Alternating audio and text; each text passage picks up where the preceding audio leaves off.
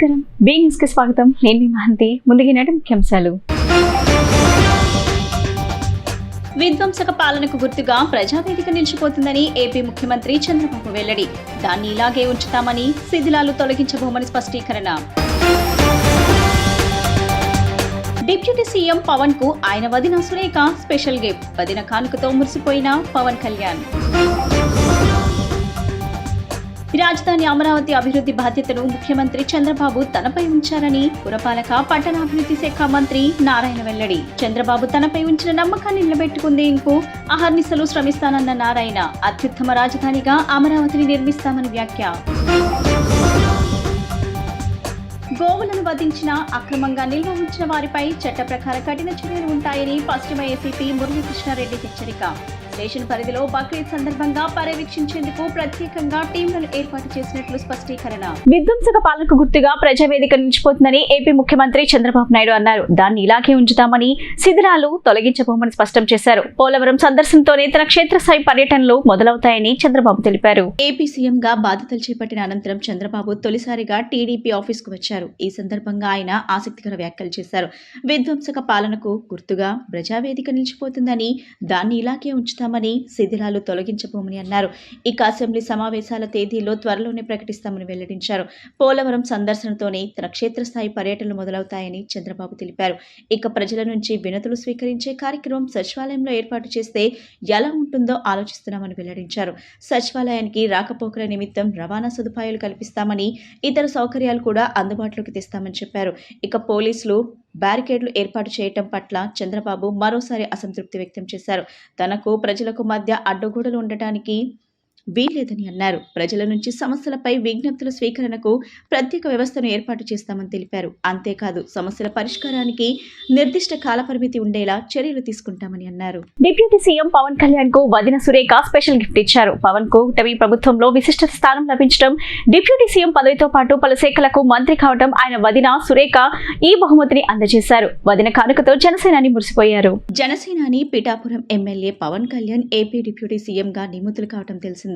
ఆయనకు పంచాయతీరాజ్, గ్రామీణాభివృద్ధి, తాగునీటి సరఫరా, పర్యావరణం, అడవులు, సైన్స్ అండ్ టెక్నాలజీ శాఖలు కేటాయించారు. ఈ నేపథ్యంలో పవన్ కళ్యాణ్ కు వదిన సురేఖ నుంచి అపురూపమైన కానుక లభించింది. తెలుగు ప్రజల ఆశలు నెరవేర్చాలంటూ స్పెషల్ గిఫ్ట్ అందజేశారు. ఓ ఫౌంటైన్ పెన్ ను ఆమె తన మరిదికి బహుకరించారు. వదినమ్మ నుంచి అందిన స్పెషల్ గిఫ్ట్ చూసి పవన్ కళ్యాణ్ అమితానందం వ్యక్తం చేశారు. ఆ ఖరీదైన పెన్నును జాగ్రత్తగా జేబులో పెట్టుకున్నారు. ఈ సందర్భంగా పవన్, అన్నా లెజోనోవా, సురేఖ, మెగాస్టార్ చిరంజీవి ఫోటోలకు పోజులు ఇచ్చారు. దీనికి సంబంధించిన వీడియోను చిరంజీవి సోషల్ మీడియాలో పంచుకున్నారు.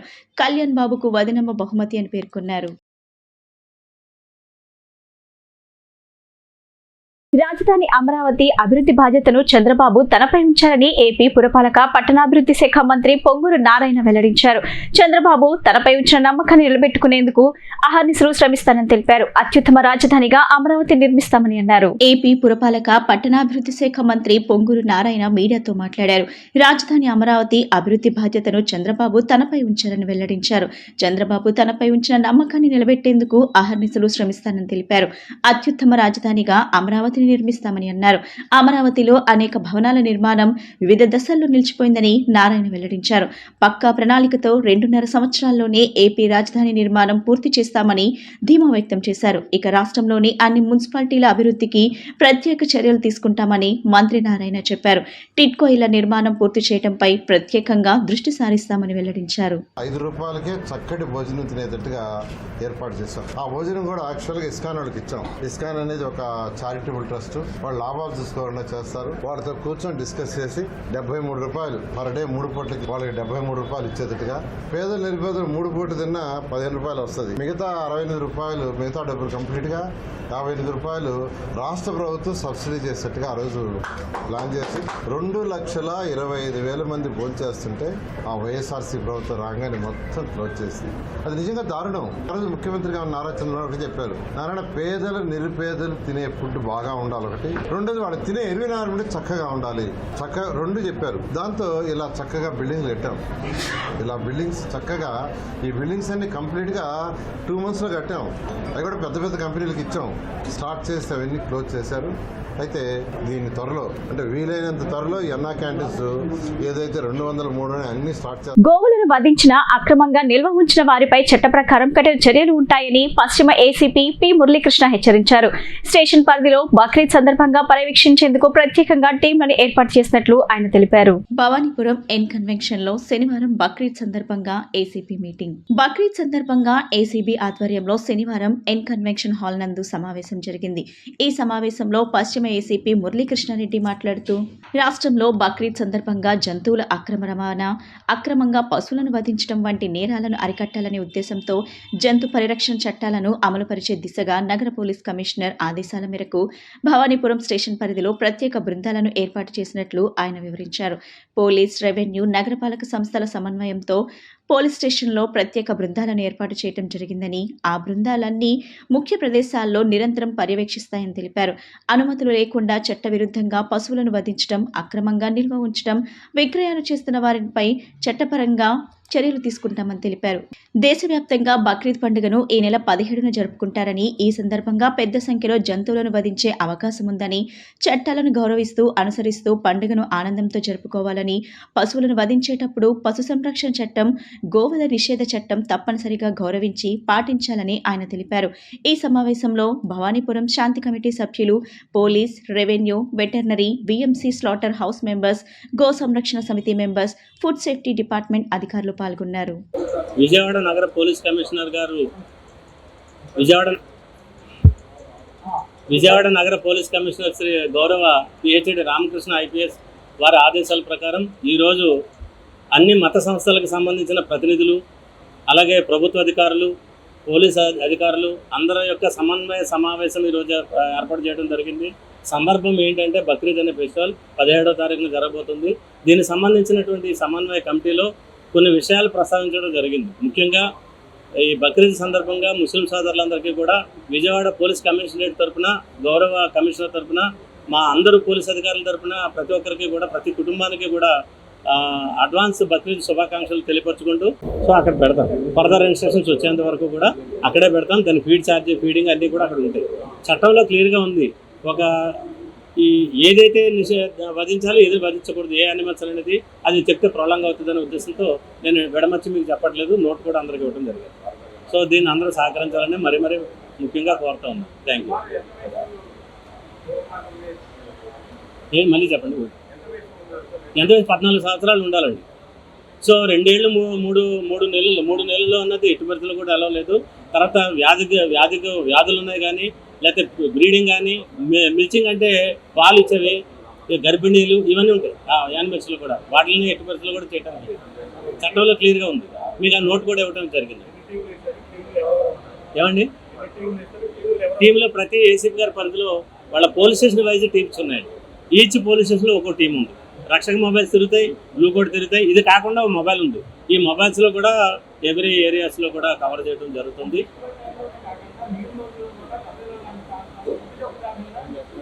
అంటే ఇది ఇప్పుడు అనేది ఏంటంటే మీకు తెలియదు కాదు, మీడియా మిత్రులకు బాగా తెలుసు, మాకంటే ఎక్కువ కూడా తెలుసు. ఏంటంటే బక్రీద్ సందర్భంగా వాళ్ళు సెంటిమెంట్ ఉంటుంది. ఇక్కడ మనం ప్రివెంట్ చేసే సెంటిమెంట్ మనకుంది. సో కోఆర్డినేషన్ కమిటీ పెట్టుకున్న పర్పస్ కూడా అదే. అందరితో కూడా పెద్దలతో ఇప్పుడు మాట్లాడి వాళ్ళందరూ సహకారం తీసుకుంటాం. అఫిషియల్స్లు కూడా ఎక్కువ యాక్టివేట్ అయ్యేటట్టుగా మేమే రిక్వెస్ట్ చేస్తే అఫిషియల్స్ కూడా వచ్చున్నారు. దీన్ని సక్సెస్ చేస్తాం. మీ మీడియాకి సమక్షంగా మేము కోరేది ఏంటంటే ప్రజలు, ముస్లిం మత పెద్దలు ప్రతి ఒక్కరూ మనం సహకరించాలి. కోఆర్డినేట్ చేయండి, ఇన్ఫర్మేషన్ ఫర్నిష్ చేయండి. మాతో మమేకమే మేము పనిచేద్దాం. ఎవరైనా ట్రాన్స్పరెంట్గానే ఉంటాం. ఏమి వేరే ఇబ్బందులు, దాపరకాలు ఏమి లేదు. Thank you. అదే మీరు చెప్పండి, ప్రతి పోలీసు తిరుమల వెళ్లే సీనియర్ సిటిజన్స్ కు ఏపీ ప్రభుత్వం గుడ్ న్యూస్ ప్రకటించింది. ఎటువంటి ఒత్తిడి లేకుండా తిరుమలలో సీనియర్ సిటిజన్లు స్వామివారి దర్శనం చేసుకోవచ్చు. శ్రీవారి దర్శనం తర్వాత వృద్ధులు 30 నిమిషాల్లోపు ఆలయం నుంచి బయటకు రావచ్చు. వీరి కోసం ప్రత్యేకంగా టీటీడీ ప్రత్యేక హెల్ప్ లైన్ నంబర్ 0877227777 అందుబాటులోకి తీసుకొచ్చింది. తిరుమల పుణ్యక్షేత్రంలో రద్దీ గురించి ప్రత్యేకంగా చెప్పనక్కర్లేదు. కొన్నిసార్లు స్వామివారి దర్శనానికి 30 గంటలకు పైగా సమయం పడుతుంది. అన్ని గంటల పాటు క్యూ లైన్ లో ఉండాలంటే ఎవరికైనా ఇబ్బందే. ఇక వృద్ధుల గురించి ప్రత్యేకంగా చెప్పనక్కర్లేదు. వృద్ధులకు ప్రత్యేక దర్శన సౌకర్యం ఉన్నప్పటికీ ఆన్లైన్ విధానం గురించి అవగాహన లేక వృద్ధులు అవస్థలు పడుతుంటారు. ఇప్పుడు ప్రభుత్వం మారింది. టీటీడీలో ప్రక్షాళనకు చంద్రబాబు సర్కార్ నడుం బిగించింది. ఈ క్రమంలో సీనియర్ సిటిజన్లకు టీటీడీ నుంచి శుభవార్త వెలువడింది. వెంకటేశ్వరుని ఉచిత దర్శనం కోసం సీనియర్ సిటిజన్లకు 2 టైం స్లాట్లు ఏర్పాటు చేశారు. ఒకటి ఉదయం 10 గంటలకు, మరొకటి మధ్యాహ్నం 3 గంటలకు ఏర్పాటు చేశారు. అందుకోసం వృద్ధులు తమ ఫోటో ఐడెంటిటీ, ఆధార్ లేక ఇతర డాక్యుమెంట్లతో వయసు రుజువును సమర్పించాలి. సంబంధిత పత్రాలను S1 కౌంటర్లో సమర్పించాలి. వృద్ధులు ఎక్కువ దూరం నుంచి క్యూ లైన్లో రావాల్సిన అవసరం లేకుండా, వంతెన కింద గ్యాలరీ నుంచి ఎలాంటి మెట్లు ఎక్కాల్సిన అవసరం లేకుండానే దైవ దర్శనానికి వెళ్లొచ్చు. అంతేకాదు, వృద్ధుల కోసం మంచి సీటింగ్ కూడా అందుబాటులోకి తీసుకురానున్నారు. క్యూ లైన్లో వృద్ధులకు వేడి సాంబార్ అన్నం, పెరుగన్నం, వేడి పాలు అందిస్తారు. క్యూ లైన్లో వృద్ధులకు ప్రతిదీ ఉచితమేనని టీటీడీ స్పష్టం చేసింది. వృద్ధులకు తక్కువ ధరకే 2 లడ్డూలు అందిస్తారు. 20 రూపాయలు చెల్లించి 2 లడ్డూలు పొందవచ్చు. అదనపు లడ్డూలు కావాలంటే ప్రతి లడ్డూకు 25 రూపాయలు చెల్లించాల్సి ఉంటుంది. ఆలయం ఎగ్జిట్ గేట్ వద్ద ఉన్న కార్ పార్కింగ్ ప్రాంతం నుంచి కౌంటర్ వద్ద వృద్ధులను డ్రాప్ చేయడానికి బ్యాటరీ కార్ అందుబాటులో ఉంటుంది. మంగళగిరిలోని టీడీపీ ప్రధాన కార్యాలయంలో సీఎం చంద్రబాబు పార్టీ కార్యకర్తలను, వివిధ వర్గాల ప్రజలను కలిశారు. అందరితో ఓపిక్గా ఫోటోలకు పోజులు ఇచ్చారు. ఈ క్రమంలో ఓ మహిళా కార్యకర్త చంద్రబాబుకు సన్ గ్లాసులు ఇచ్చి వాటిని పెట్టుకోవాలని కోరింది. ఆమె కోరికను మన్నించిన చంద్రబాబు ఆ కూలింగ్ గ్లాసులు ధరించారు. దాంతో ఆ మహిళా కార్యకర్త పట్టరాని సంతోషంతో పొంగిపోయింది. గాల్లోకి పిడికిలు విసురుతూ నినాదాలు చేసింది. ఫోటోలకు పోజులు ఇచ్చిన అనంతరం చంద్రబాబు ఆ కళ్లద్దాలు తీసి ఆమెకిచ్చేశారు. దీనికి సంబంధించిన వీడియో సామాజిక మాధ్యమాల్లో వైరల్ అవుతుంది. జిల్లాలోని సాంఘిక సంక్షేమ వసతి గృహాలకు అవసరమైన సౌకర్యాల కల్పనపై ప్రత్యేకంగా దృష్టి సారించినట్లు జిల్లా కలెక్టర్ ఎస్ ఢిల్లీరావు తెలిపారు. వసతి గృహాల్లో ఉండే విద్యార్థులు బాగా చదువుకునేందుకు వీలుగా ఆహ్లాదకరమైన వాతావరణాన్ని కల్పించడం జరుగుతుందని, అవసరమైన మౌలిక వసతుల కల్పన జరుగుతుందన్నారు. జిల్లాలోని 19 వసతి గృహాలకు ఒకటి చొప్పున ఒక్కొక్కటికి 3700 విలువైన 19 బయోమెట్రిక్ డివైస్లను కలెక్టర్ ఢిల్లీరావు కలెక్టర్ క్యాంపు కార్యాలయంలో ఆయా సహాయ సాంఘిక సంక్షేమ అధికారులకు అందజేశారు. అదేవిధంగా జగ్గైపేట ఇంటిగ్రేటెడ్ బాలికల వసతి గృహ కాంపౌండ్ వాల్ కు అవసరమైన ఐరన్ మెస్ ను కూడా అందించారు. ఈ సందర్భంగా కలెక్టర్ ఢిల్లీరావు మాట్లాడుతూ, వసతి గృహాల్లో ఉండి విద్యార్థులు బాగా చదువుకునేందుకు వీలుగా ఆహ్లాదకరమైన వాతావరణాన్ని కల్పించడం జరుగుతుందని, అవసరమైన మౌలిక వసతుల కల్పన జరుగుతుందన్నారు. విద్యార్థుల ఆన్లైన్ హాజరు నమోదుకు అవసరమైన బయోమెట్రిక్ డివైస్లను అందించినట్లు తెలిపారు. కార్యక్రమంలో ఇన్ఛార్జ్ జిల్లా సాంఘిక సంక్షేమ సాధికారత అధికారి డిఆర్డీఏ పీడీకే శ్రీనివాసరావు, ASW, PHWలు పాల్గొన్నారు. రజక అభ్యుదయ సంఘం ఆధ్వర్యంలో పుస్తకాల పంపిణీ కార్యక్రమం ఆదివారం గాంధీనగర్ ప్రెస్ క్లబ్ నందు నిర్వహించడం జరిగింది. ఈ కార్యక్రమానికి సెంట్రల్ ఎమ్మెల్యే బోండా ఉమామహేశ్వరరావు పాల్గొని పుస్తకాలను, పెన్నులను పంపిణీ చేశారు. విద్యార్థులు ఉన్నత విద్యను అభ్యసించి దేశానికి, రాష్ట్రానికి దోహదపడాలని విద్యార్థులకు బోండా ఉమా సూచించారు. విద్యార్థుల్లో సృజనాత్మకమైన ఆలోచనలు పెంపొందించడానికి తల్లిదండ్రులు, ఉపాధ్యాయులు కృషి చేయాలని అన్నారు. ముఖ్యమంత్రి చంద్రబాబు నాయకత్వంలో విద్యార్థుల భవిష్యత్తుకు పూలబాట వేయనున్నారని ఆయన తెలియజేశారు. ఆర్థికంగా అండగా మంచి కార్యక్రమాన్ని నిర్వహిస్తున్నాం. అందుకే హృదయపూర్వక అభినందనలు. మీరు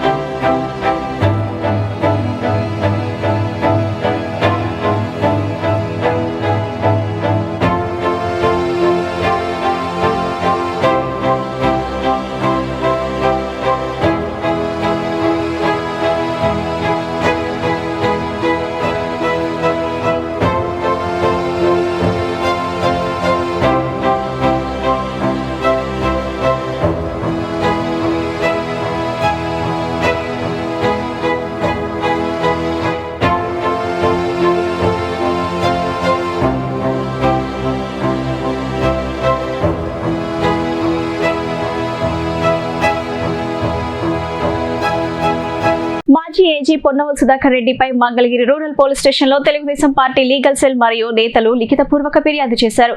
ముఖ్యమంత్రి చంద్రబాబు నాయుడు, రాష్ట్ర మంత్రి నారా లోకేష్ పై అనుచిత వ్యాఖ్యలు చేశారని, రాష్ట్రంలో శాంతి భద్రతలకు విఘాతం కలిగేలా ఆయన వ్యాఖ్యలు ఉన్నాయని చర్యలు తీసుకోవాలని, అరెస్ట్ చేయాలని డిమాండ్ చేశారు.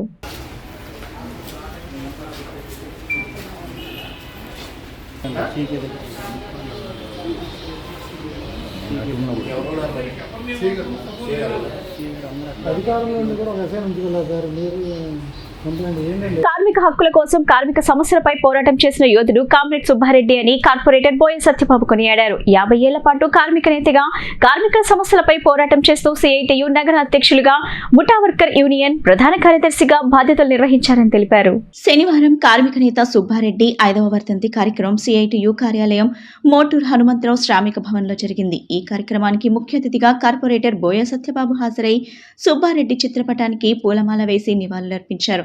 ఈ సందర్భంగా ఆయన మాట్లాడుతూ అసంఘటిత కార్మికులకు సమగ్ర చట్టం ఉండాలని కామ్రేడ్ సుబ్బారెడ్డి పోరాడారని తెలిపారు. ప్రభుత్వాలు మారుతున్నాయి, నాయకులు మారుతున్నారు, కానీ అసంఘటిత కార్మికులకు వారి హక్కులు కాపాడే చట్టం ఒక్కటి కూడా రాలేదని, అసంఘటిత కార్మికులైన ముఠా రంగం, బిల్డింగ్ రంగం, అల్యూమినియం రంగం, ఆటో రంగం తదితర రంగాల్లో కార్మికులకు సమగ్ర చట్టాలను ప్రభుత్వాలు తీసుకురాలేకపోయాయని విమర్శించారు. ఈ పరిస్థితుల్లో కార్పొరేట్ కంపెనీల కోసం కాకుండా కార్మికుల కోసం సమగ్ర చట్టాలు చేయాలని ప్రభుత్వాలను డిమాండ్ చేశారు. కార్మికుల సమస్యల పరిష్కారం కోసం, కార్మిక హక్కుల కోసం సిఐటియు ఆధ్వర్యంలో సుబ్బారెడ్డి చూపిన బాటలో నడుస్తామని తెలిపారు. ఈ కార్యక్రమంలో మాజీ కార్పొరేటర్ ఆదిలక్ష్మి, సిఐటియు నాయకులు నారాయణ తదితరులు పాల్గొన్నారు.